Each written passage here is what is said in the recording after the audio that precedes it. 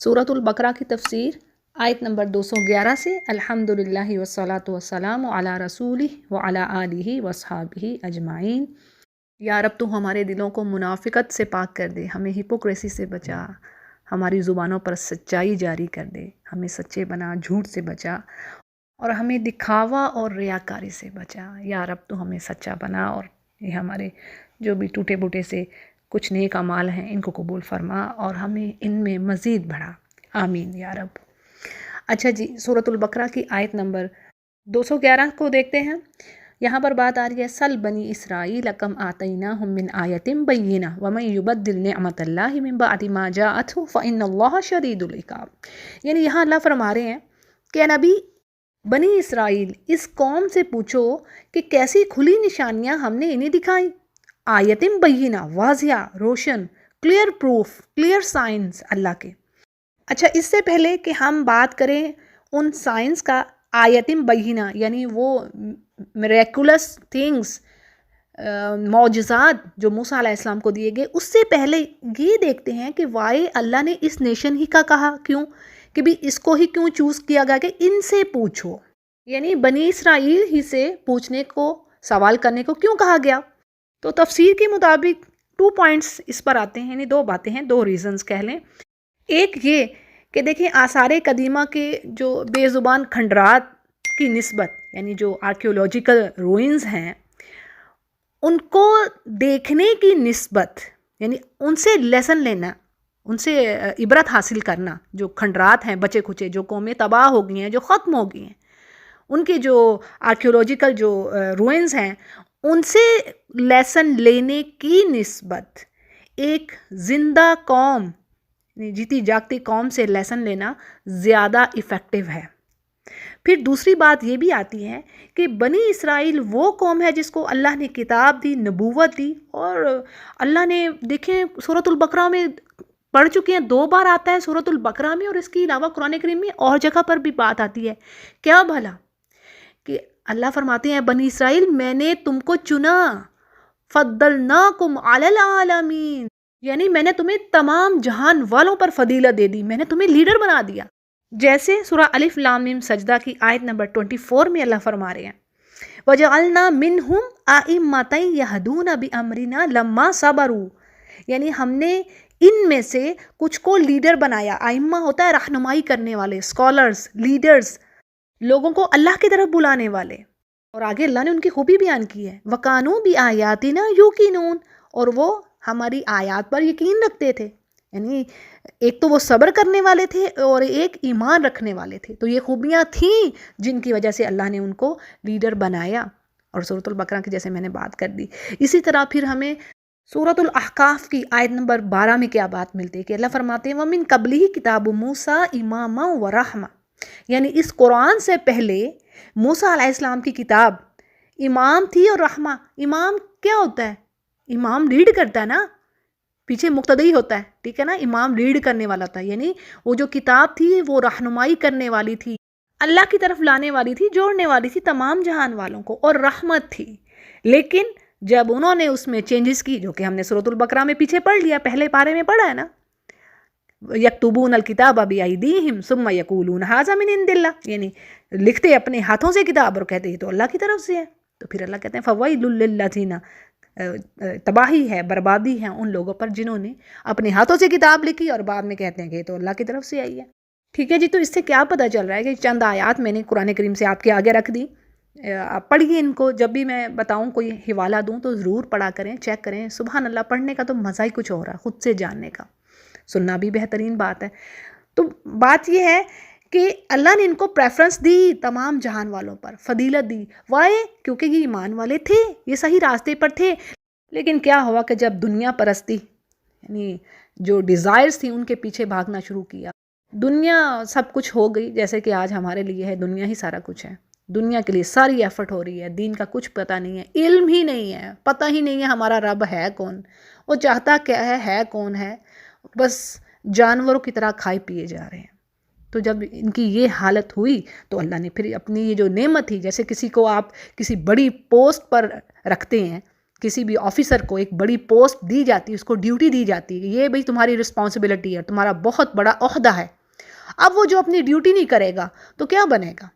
بڑی سمپل سی بات ہے نا.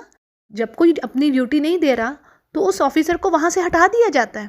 ایسا ہی نا وہ ہاں علیحدہ بات ہے کہ اب اس کے باوجود دنیا میں کیا کچھ ہو رہا ہے. تو اینی وے یہ ایک آپ کہہ لیں یہ الٹیمیٹ لا ہے. تو انہوں نے جب یہ کام کیے، اللہ کی نافرمانیاں شروع کی، تو اللہ نے اپنی اس نعمت سے ان کو دور کر دیا، اور وہ جو امامت تھی، وہ جو پریفرنس تھی، وہ ختم ہوگی ان کی.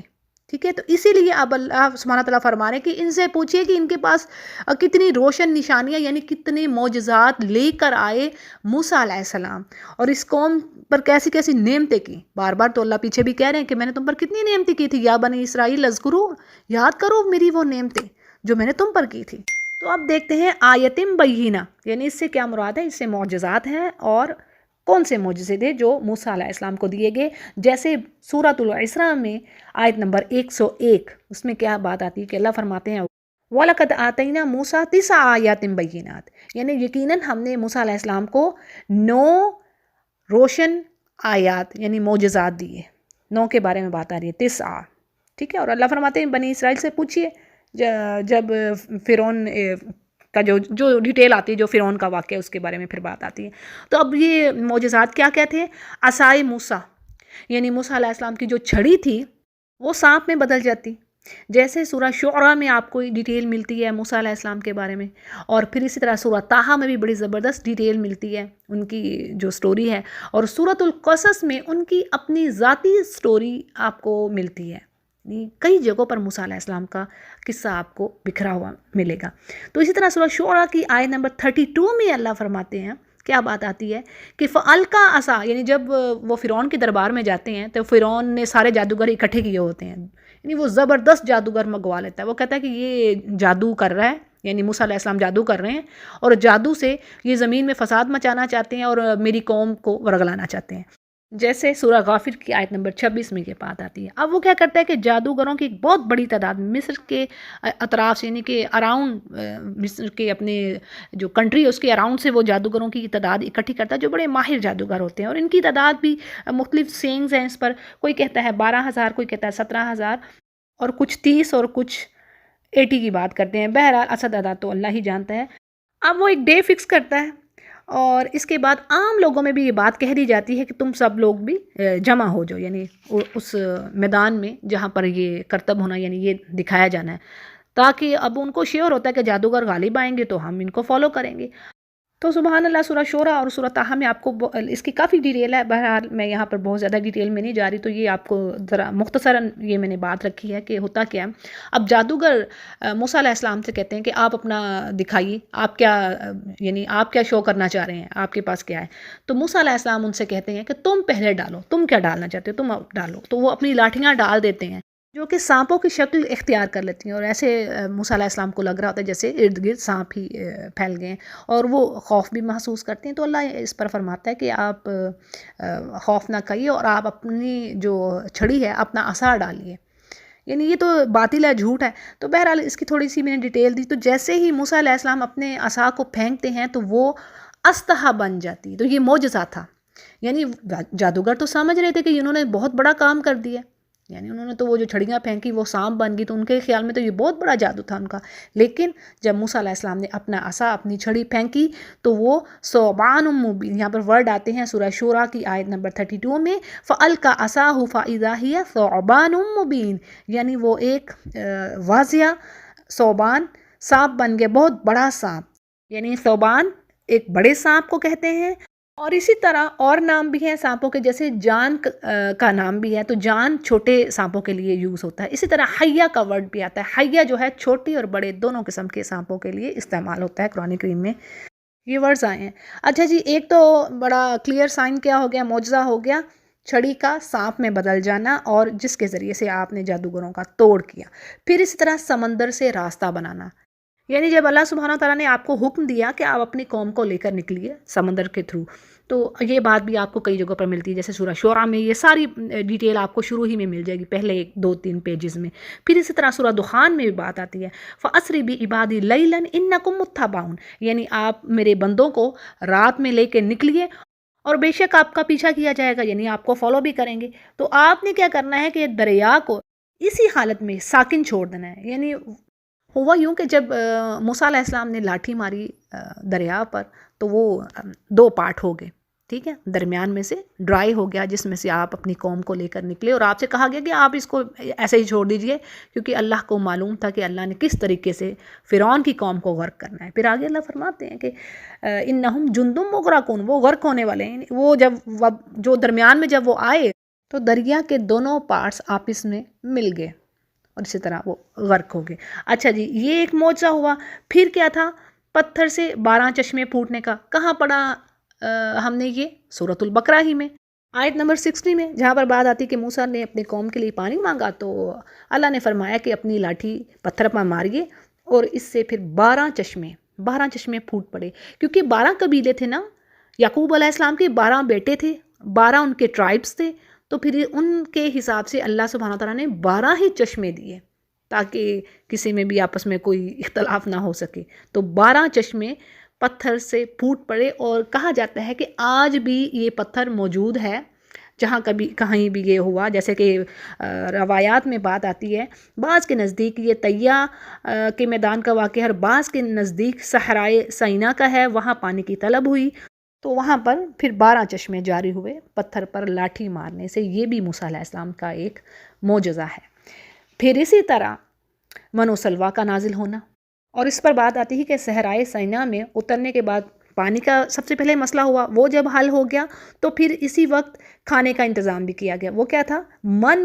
بعض مفسرین کے نزدیک ایسی چیز تھی جو اوس کے معنی، جو درختوں پر یا پتھر پر گرتی اور وہ میٹھی ہوتی، شہد کی طرح میٹھی ہوتی اور خشک ہو کر گوند کی طرح ہو جاتی.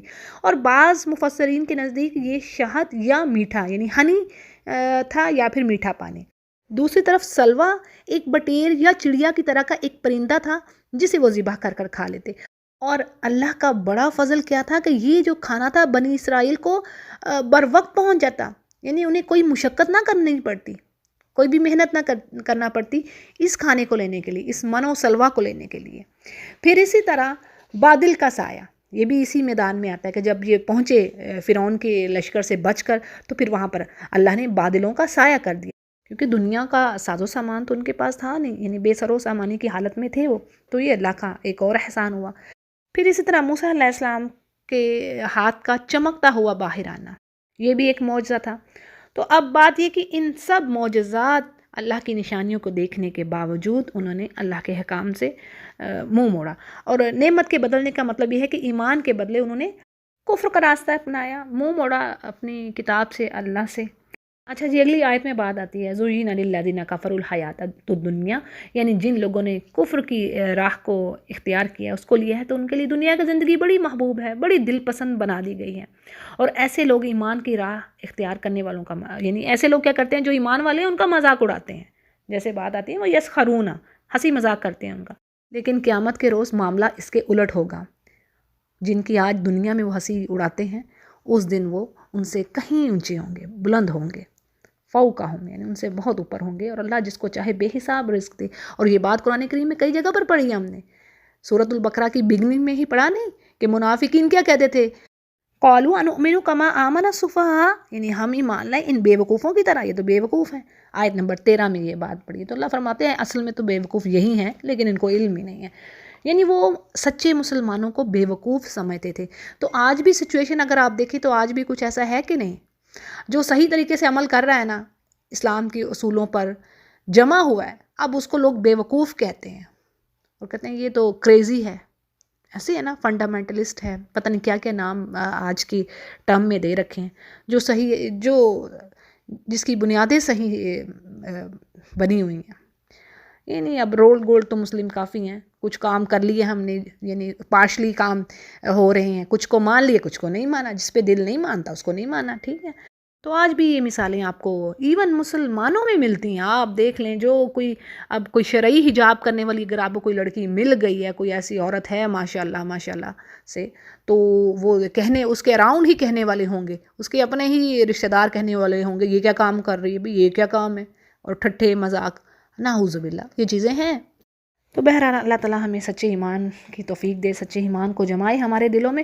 تو اللہ فرما رہے ہیں آج اس دنیا میں تو یہ سب کچھ ہو رہا ہے، لیکن یہ ایک گڈ نیوز ہے جو ایمان والے ہیں ان کے لیے کہ تم گھبراؤ نہیں. آخرت میں یعنی کہا گیا کہ فوقہم، وہ ان سے اوپر ہوں گے. پھر اگلی آیت میں بات ہے کان الناس امۃ واحدہ، یعنی بگننگ سے، ابتدا سے سب لوگ ایک ہی طریقہ پر تھے. اور وہ کون سا طریقہ تھا؟ آدم علیہ السلام سے لے کے نوح علیہ السلام تک، یعنی 10 قرون تک لوگ توحید ہی پر رہے ہیں. یعنی اللہ کی ونس پر انہیں بیلیو تھا، ایک اللہ کی عبادت کرنے والے تھے. لیکن کیا ہوا کہ پھر یہ حالت باقی نہ رہی. With the passage of time لوگوں میں اختلافات آئے، ڈس ایگریمنٹس ہوئے، اور ڈفرینٹ اوپینینس کی طرف لوگ بڑھے، اور شرک کی طرف. نوح علیہ السلام کی قوم کہا جاتا ہے کہ ان میں شرک پیدا ہوا. پہلے وہ تصویریں انہوں نے نیک لوگوں کی لگائیں، تصویروں کے بعد جو ان کے نیک لوگ تھے، جیسے سورہ نوح میں 29واں پارہ جو ہے سورہ نوح میں آپ کو ان کے بتوں کے نام ملتے ہیں، لیکن اصل میں وہ جو نام تھے وہ صالحین نیک بندوں کے نام تھے. اور ان کی وفات کے بعد، یعنی جب اللہ کے وہ نیک بندے گئے، ان کی وفات کے بعد شیطان نے ان کی دماغ میں کیا بات ڈالی کہ ان کی تصویریں بنا لو، یہ تو بڑے نیک لوگ تھے، اب ان کی تصویروں کو گھروں میں سجا لو. یعنی یہ پہلا کام ہوا. جب ان تصاویر کو گھروں میں رکھا گیا، اس کے بعد آہستہ آہستہ اور کام مزید بڑھا، یعنی ان کے مجسمے بنا لیے گئے. پھر مزید کام اور بڑھتا گیا، اور پھر ان کی پوجا شروع ہوگی. تو یہ بات یہاں پر واضح ہوتی ہے کہ شیطان کس طرح سٹیپس میں آتا ہے، خطوات. ٹھیک ہے جی. تو اب یہاں پر بات ہو رہی کہ پہلے تو تمام کی تمام جو نیشن تھی، جو لوگ تھے، وہ توحید پر ہی تھے. اس کے بعد پھر یہ بدلتے گئے، اور پھر اللہ نے انبیاء بھیجے. یعنی ہر بستی میں اللہ نے نبی بھیجے جو کہ ان کو سیدھے راستے پر بلاتے تھے، ان کو بشارت دینے والے، جنت کی خوشخبری دینے والے ہوتے، اور ان کو برے کاموں سے ڈرانے والے ہوتے کہ ان کے ریزلٹس آخر میں تمہارے لیے اچھے نہیں ہیں. اور اللہ سبحانہ تعالیٰ نے نبیوں کو کتابوں کے ساتھ بھیجا. اور یہ بھی بات آتی ہے کہ ہر نبی کو کتاب ضروری نہیں کہ کتاب دی گئی ہو. اور یہ بھی بات آتی ہے سورہ یاسین میں، جیسے ہم پڑھتے ہیں کہ ایک وقت میں 2 سے زیادہ نبی، یعنی 3 نبی بھیجے گئے. پہلے 2 بھیجے گئے، پھر ایک تیسرا، یعنی ایک وقت میں ایک نبی کے ساتھ دوسرا نبی بھی موجود رہا. اس بات کی بھی گواہی قرآن کریم دیتا ہے. ٹھیک ہے جی. تو اللہ نے نبیوں کو کتابیں دی تاکہ وہ لوگوں کے درمیان حق کے ساتھ فیصلہ کریں کتاب کے مطابق. جیسے آج ہمارے پاس اللہ نے ہمیں کتاب دی ہے جو ہمیں کمپلیٹ کوڈ آف لائف دیتی ہے. پولیٹیکل لائف سے لے کر آپ جو انڈیویجولی انسان کی لائف ہے، جو اس کی پرسنل لائف ہے، اس کے بارے میں آپ کو ہر طرح کی ڈیٹیل ملتی ہے. ہاں، سمجھنے کی بات ہے، تدبر کرنے کی بات ہے. کچھ چیزیں تو بہت واضح ہیں، تو ایسا کچھ ہے ہی نہیں ہے جو کہ چھوڑ دیا گیا ہو. سب کچھ ہمیں بتا دیا گیا. قرآن کریم اور احادیث دونوں چیزیں 2 ہیں ہمارے سورسز. ٹھیک ہے.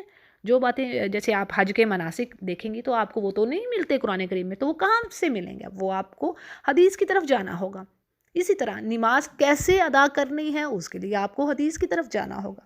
ٹھیک ہے جی. تو یہ اللہ سبحانہ تعالیٰ نے کام کیا کہ ہر بستی میں، جیسے قرآن کریم میں ہے، اللہ فرماتے ہیں کہ میں نے ہر بستی میں نبی کو بھیجا، وارننگ دی لوگوں کو، اور خوشخبری بھی دی کہ دیکھو اچھے اعمال کرو گے تو یہ ہے، اور اگر نہیں کرو گے تو پھر دوسری طرف جہنم ہے.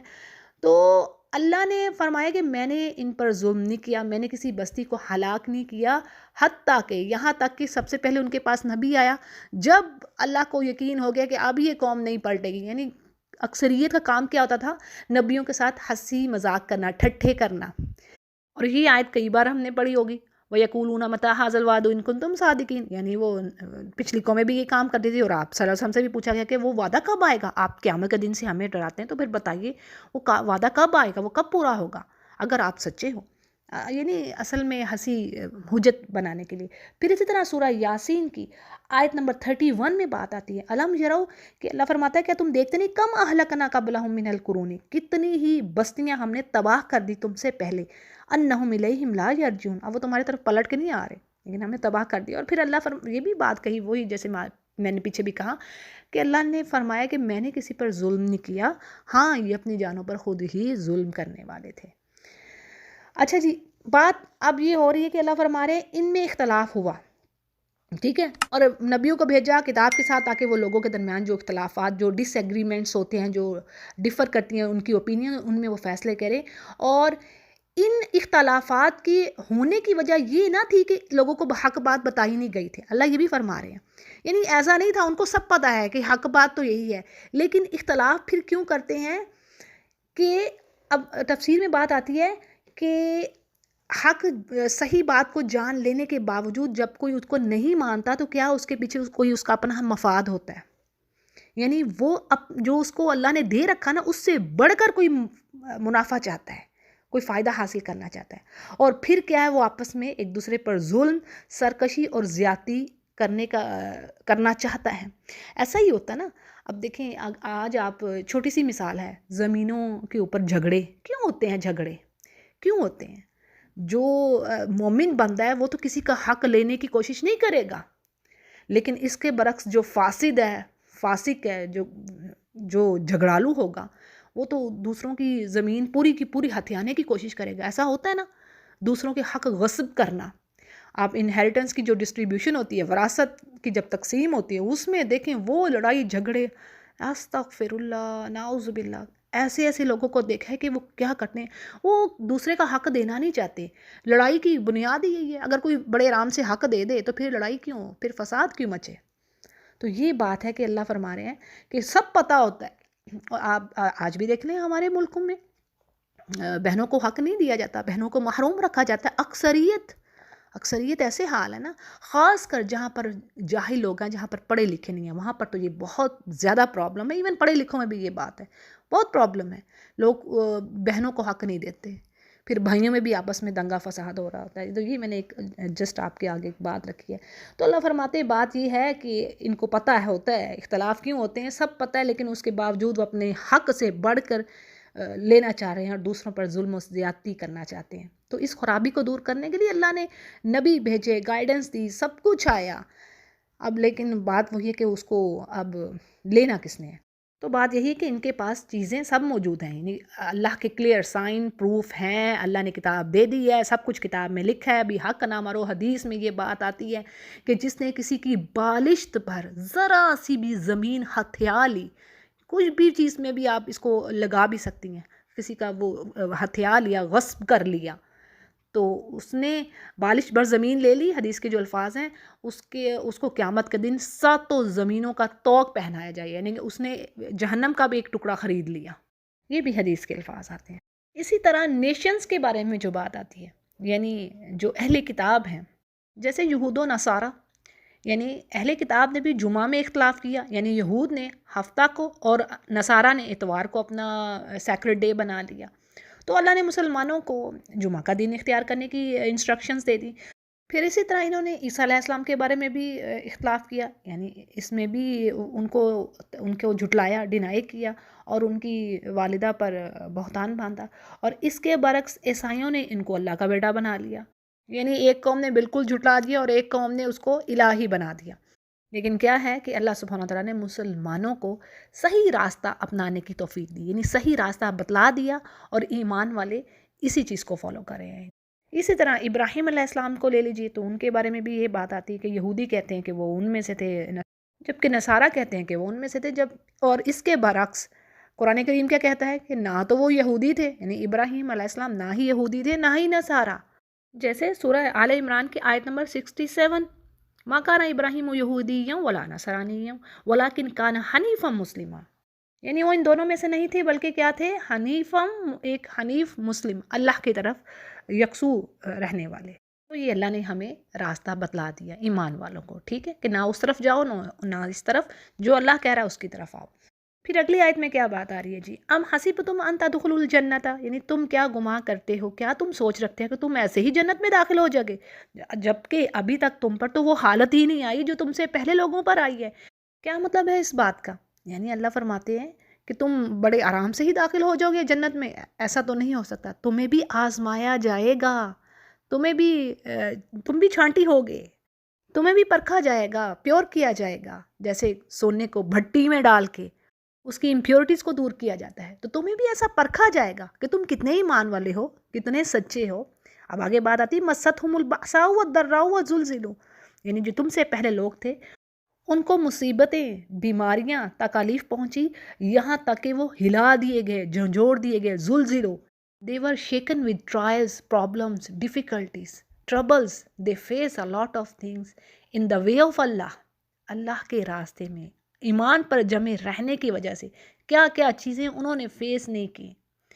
یہاں تک کہ رسول، نہیں ایون کہ رسول جو میسنجر ہوتا تھا اور اس کے ساتھ جو لوگ ہوتے تھے وہ کیا کہتے تھے کہ اللہ کی مدد کب آئے گی. نہیں ہمارا تو اب یہ حال ہو گیا تو اب مدد کب آ رہی ہے. تو اللہ فرماتے ہیں کہ جان رکھو اللہ کی مدد قریب ہی ہے. اس آیت کی وضاحت میں بات کچھ اس طرح ہے کہ ہجرت مدینہ کے بعد جب مسلمانوں کو یہودیوں، منافقوں یعنی یہودی ہپوکریٹس اور ساتھ مشرکین عرب جو آئیڈل ورشپرز تھے. دیکھیں مکہ میں تو ہمیں پتہ ہے نا کہ مکہ میں جو کلمہ لا الہ الا اللہ کہہ رہا تھا تو اس کی پٹائی شروع ہو گئی اور شہید بھی ہوئے. بعد میں جب شہادت ہوئی تب اللہ نے کہا کہ اب تم ہجرت کرو. ٹھیک ہے نا. وہاں پر کیا کیا سلوک ہوتا رہا غلاموں کے ساتھ، کس طرح تپتی گرم ریت پر لٹا لٹا کر ان کو اذیت، ٹارچر کیا گیا. تو یہ ہمیں پتہ ہے کہ مکہ میں کیا حالات تھے. لیکن ہوا یوں کہ جب ہجرت مدینہ یعنی مدینہ جب مائیگریٹ کر کے مسلمان، تو وہاں پر بھی آرام سے تو ان کو نہیں بیٹھنے دیا. کن لوگوں نے؟ جو ہپوکریٹس تھے، جو یہودی تھے. اب وہ ان کو طرح طرح کی تکلیفیں، ان کو طعنے تشنیع بھی کرتے، زبان سے بھی ان کو تکلیف دیتے. تو اس پر مسلمانوں نے آپ صلی اللہ علیہ وسلم سے شکایت کی. تو اس پر آپ تسلی دی گئی مسلمانوں کو کہ تم سے پہلے لوگوں پر بھی ایسے حالات گزرے ہیں بھائی. اور حدیث کے الفاظ ہیں کہ آپ نے فرمایا تم سے پہلے لوگوں کو ان کے سر سے لے کر پیروں تک آرے سے چیرا گیا، یعنی ان کی باڈی کو کاٹ دیا گیا لوہے کی کنگھی سے اور ان کی گوشت پوست کو نوچا گیا. لیکن یہ ظلم اور یہ ٹارچر، تشدد بھی ان کو دین سے نہیں پھیر سکا، یعنی وہ اپنے دین پر قائم رہے. اور پھر فرمایا اللہ کی قسم اللہ تعالیٰ اس معاملے کو مکمل یعنی اسلام کو غالب فرما کر رہے گا. اور دیکھیں فرعون کی لونڈی کا ایک قصہ بڑا فیمس ہے، سنا ہوگا شاید میں بھی آپ نے، کہ جس میں اس کی بیٹیوں کے بارے میں آتا ہے کہ اس نے فرعون نے کہا کہ تو مجھے رب مانتی ہے. اس کو پتہ چل گیا لونڈی کے بارے میں کہ یہ تو ایمان والی ہوگی، یہ تو موسیٰ کے رب پر ایمان لا رہی ہے. تو اس نے کہا تو اس بات کو چھوڑ دے، مجھے رب مان، نہیں تو میں تیری بیٹیوں کو اور تجھے بھی یہ کڑاہی میں ڈال دوں گا. یعنی تیل اس نے خوب گرم کر رکھا تھا، بڑا جو آپ کہہ لیں بڑا سا برتن، کڑاہی. تو اس نے کہا تو نے جو کرنا کر لے، میں تجھے رب نہیں مانتی، میرا تو وہی رب ہے. تو ذرا یہ قصہ میں آپ کو اپنے الفاظ میں بیان کریں کہ یہ اوتھینٹک بات ہے. اور اس نے جب اس کی بیٹیوں کو ڈالا تو کڑاہی میں صرف ان کی چیخ سنائی دی. روایتوں میں یہ بات بھی آتی ہے کہ بیٹی کی جب روح نکلی تو اس نے کہا کہ ماں تو حق پر ہے، یعنی تو گھبرانا، تو حق پر ہے. سبحان اللہ. اور پھر یہ بھی بات کہی جاتی ہے کہ جب اس کو لے جانے لگے تو اس نے کہا کہ مجھے ہاتھ نہ لگاؤ، میں خود ہی اس چھلانگ لگاؤں گی اس کڑاہی میں. ہاں اس نے ایک چیز فرعون کے آگے ایک بات کہی کہ میری ہڈیاں اور میری بیٹیوں کی ہڈیوں کو تم ایک جگہ پر اکٹھے دفنا دینا. تو یہ اس کی خواہش تھی اور پھر فرعون نے ایسا ہی کیا. اور نبی کریم صلی اللہ علیہ وسلم جب معراج کے واقعے پر گئے تو اس جگہ سے گزر ہوا تو وہاں سے ان کو خوشبو آئی. تو آپ نے جبریل علیہ السلام سے پوچھا تو اس پر جبریل علیہ السلام نے یہ ساری ان کو قصہ، ساری ڈیٹیل بتائی اور کہا کہ یہ خوشبو یعنی یہ قیامت تک آتی رہے گی. تو سبحان اللہ، دیکھیں ایمان والوں کو کیسے کیسے آزمایا گیا. اور ہم کیا کرتے ہیں، یہ تو چلیں کتابوں میں پڑھ لیے ہم قصے ہم نے، اور ریئل لائف میں ذرا سا بھی ہمیں کچھ ہم ٹربل فیس کر رہے ہیں، کوئی نیکی کے کام کرنے میں کچھ رکاوٹ آئی، وہیں پہ ہم بیٹھ گئے جی یہ اب ہم کام کیسے کریں، اب یہ نیکی کا کام ہم سے تو ہو نہیں رہا، اس میں تو یہ رکاوٹ ہے، یہ رکاوٹ ہے. وہ تو شیطان نے کام کرنا ہے، لیکن ہمیں نیکی پر جمے رہنا ہے. اپنے جہاں جہاں ہمیں اپورچونٹی مل رہی ہے انڈیویجولی اپنے آپ کو ہمیں دیکھنا ہے کہ مجھے شیطان سیدھے راستے سے ڈی ٹریک نہ کرے، میں اب اسی راستے پر جمی رہوں ایمان پر. یہ ساری مثالیں ہمارے لیے ہیں کہ ہمیں ایمان پر، اور یہ حدیث ہے بڑی زبردست گڈ نیوز ہے ہم لوگوں کے لیے کہ جس نے ٹرائلز کے دور میں، یعنی آج بہت زیادہ ٹرائلز ہیں، ٹیسٹ ہیں، یہ جو موبائل ہمارے ہاتھوں میں پتہ نہیں کیا کچھ آپ کی نظروں سے گزر جاتا ہے. تو جس نے اس دور میں جو نیکی پر جمع رہا، یعنی جو ڈیفیکلٹ ٹائم میں، ٹف ٹائم ہے نا، ٹف ٹائم میں جس نے نیک کام کیا تو اس کے لیے بہت زبردست ریوارڈ ہے۔ ایک حدیث کے مطابق یہ بات کہی جاتی ہے کہ صحابہ کرام کو جو ریوارڈ تھا آپ صلی اللہ علیہ وسلم کے دور میں، تو جو اس ٹف دور میں بھی کام کرے گا، یعنی جو فتنوں کے دور میں نیکی پر جمع رہے گا، اس کو ان سے بھی زیادہ ریوارڈ ملے گا۔ اچھا جی، اگلی آیت کو دیکھتے ہیں۔ یسألونک ماذا ینفقون، یعنی کچھ صحابہ آپ صلی اللہ علیہ وسلم سے سوال کرتے تھے، پوچھتے تھے کہ مال خرچ کرنے کے بارے میں، کہ کہاں پر کون زیادہ حقدار ہے مال خرچ کرنے کے حوالے سے۔ تو اس پر پھر بات آتی ہے، اللہ فرماتے ہیں کل، ان سے کہہ دیجئے ما انفقتم، یعنی جو مال تم خرچ کرتے ہو وہ ماں باپ کے لیے، رشتہ داروں کے لیے، یتیموں اور مسکینوں اور مسافروں کے لیے ہے، اور جو کچھ بھی تم بھلائی کے کام کرتے ہو اللہ تعالیٰ کو اس کا خوب علم ہے۔ اچھا، آپ پر یہ بات اچھی طریقے سے واضح ہو جائے کہ یہاں پر زکوٰۃ کے بارے میں نہیں کہا جا رہا، ٹھیک ہے، یہ صدقات نافلہ سے متعلق ہے، کیونکہ ماں باپ پر زکوٰۃ کی رقم تو خرچ ہی نہیں ہو سکتی نا، یعنی جن کی کفالت آپ کے ذمے ہے، جن کی رسپانسبلٹی آپ کے ذمے ہے، جیسے ماں باپ ہو گئے اور فیملی، بیوی بچے، ایون پوتے، ان سب کو زکوٰۃ نہیں جائے گی، ٹھیک ہے، ان پر خرچ کرنا آپ کی اولین ذمہ داری ہے، ان پر زکوٰۃ خرچ نہیں ہوگی۔ ہاں، جو ضرورت مند بہن بھائی ہیں یا دیگر رشتہ دار ہیں اور ریلیٹیوز ہیں جو ضرورت مند ہیں، نیڈی ہیں، ضروریات کو پورا کرنے کے قابل نہیں ہیں، تو ان پر زکوٰۃ کی رقم خرچ کی جا سکتی ہے، اور اس کے لیے آپ جو قریبی مفتی ہیں یا جو عالم ہیں آپ کے پاس، آپ ان سے پوچھ سکتے ہیں کہ کیا کن کیسے انکم پر کسی کو زکوٰۃ لگتی ہے۔ تو بہرحال اس آیت کے حوالے سے حضرت میمون بن مہران اس آیت کی تلاوت کر کے فرماتے ہیں کہ مال خرچ کرنے کی ان جگہوں میں، یعنی یہاں پر جو آیت میں بتا دیا گیا نا کہ مال کن جگہوں پر خرچ کرنا ہے، تو ان میں انہوں نے کہا نہ تو طبلہ سارنگی یعنی میوزک کے کوئی آلات، انسٹرومنٹ بائی کرنے کے، اور اسی طرح تصویروں اور دیواروں پر لٹکائے جانے والے آرائشی پردوں پر مال خرچ نہ ہوگا۔ یعنی مطلب یہ ہے کہ ان چیزوں پر مال خرچ نہیں کیا جائے گا، کیونکہ ایسا کرنا شیطان کی راہ میں خرچ کرنا ہے، اسراف کرنا ہے، اور جو کہ ایکسٹرا ویجن پیپل کرتے ہیں، تو وہ اس چیز سے مومنوں کو روکا گیا، اور اللہ تعالیٰ ہمیں بھی ایسے ہی عمل کرنے کی توفیق دے۔ اور اس آیت سے ایک اور اہم بات کیا پتہ چل رہی ہے، ایک آرڈر، یعنی جو ترتیب ہے وہ اللہ سبحانہ تعالیٰ نے دے دی، اور اسی طرح آپ سورۃ البقرہ کی جو خرچ کرنے کے حوالے سے آیات ہیں ان کو اکٹھا کریں گے تو آپ کو پتہ چل جائے گا کہ سب سے پہلے والدین، ان پہ خرچ کرنا چاہیے، ان کا حق بنتا ہے، اس کے بعد آپ اپنی فیملی پر خرچ کریں، یعنی جو مومن بندہ ہے اس کا سب سے پہلے حق ہے کہ وہ والدین پر خرچ کرے، پھر اس کے بعد اپنی فیملی جو اس کے جن کی رسپانسبلٹی اللہ نے اس پر عائد کی یا ڈالی ہے، بیوی بچے، پھر اس کے بعد جو قریبی رشتہ دار ہیں، بڑی خوبصورتی سے دیکھیں، ترتیب دیکھیں، پھر اس کے بعد والاقربین، اقربین مطلب جو قریب کے پھر رشتہ دار ہیں، جیسے بہن بھائیوں کے ساتھ آپ دیکھ لیں جو حسن سلوک ہو، پھر اس کے بعد دائرہ آپ مزید اسی طرح وسیع کرتے چلیں، ٹھیک ہے، والیتامہ، اور یتیم بھی ہو، اگر کوئی قریبی رشتہ داروں میں یتیم ہے تو اس کا حق اول بنے گا، ٹھیک ہے، اور اسی طرح پھر مسکین جو ضرورت مند ہے، جس کی نیڈز پوری نہیں ہو رہی ہیں، اگرچہ وہ کام کر رہا ہے، معاش کا سلسلہ اس کا ہے، لیکن پھر بھی اس کے باوجود وہ ڈیپینڈنٹ ہے دوسرے پر، ٹھیک ہے، پھر اسی طرح وابن السبیل، یعنی راستے کا مسافر، اس میں یہ بات آتی ہے کوئی ایسا، یعنی کوئی جو ٹریولر ہے اور اگرچہ وہ اپنے ملک میں یا جس جگہ پر وہ رہتا ہو وہ مالدار ہو، لیکن راستے میں وہ اس کو ضرورت آن پڑی ہے، تو اب اس پر بھی زکوٰۃ کی رقم خرچ کی جا سکتی۔ تو جی یہ رہی ایک پیج کی تفسیر، وآخر دعوانا ان الحمد للہ رب العالمین۔